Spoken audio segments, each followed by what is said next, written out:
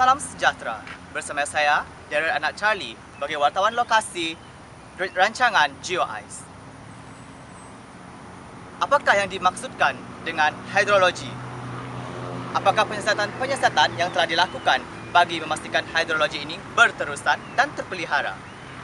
Sebelum itu, apakah yang dimaksudkan dengan hidrologi sebenarnya?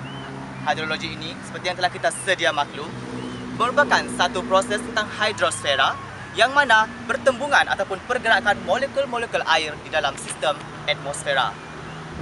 Kitaran hidrologi juga adalah bahagian yang paling penting dalam sistem hidrologi. Terdapat beberapa proses yang terlibat dalam kitaran hidrologi.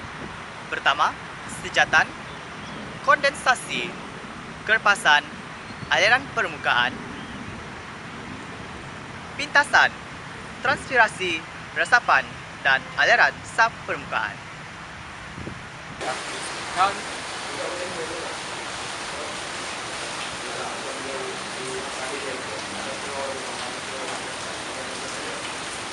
Air larian permukaan atau surface water dapat ditarifkan sebagai badan air yang terbuka kepada atmosfera dan hasil daripada tindakan air larian permukaan.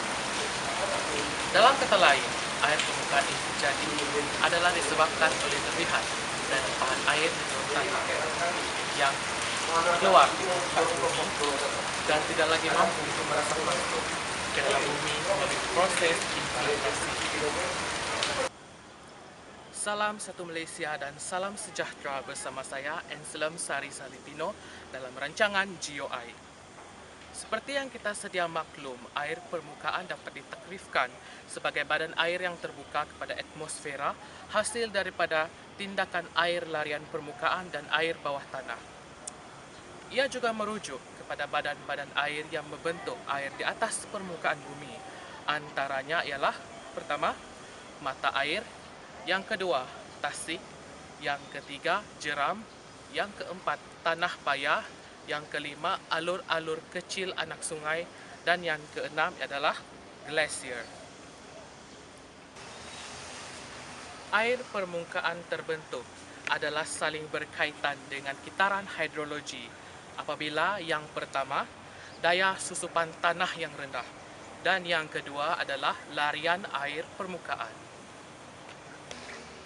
Berbeza dengan pembentukan air permukaan yang lain, pembentukan glasier sebagai air permukaan adalah berbeza apabila pertama, glasier di tanah tinggi terbentuk adalah hasil daripada tindakan suhu dan tekanan yang rendah di kawasan tanah tinggi.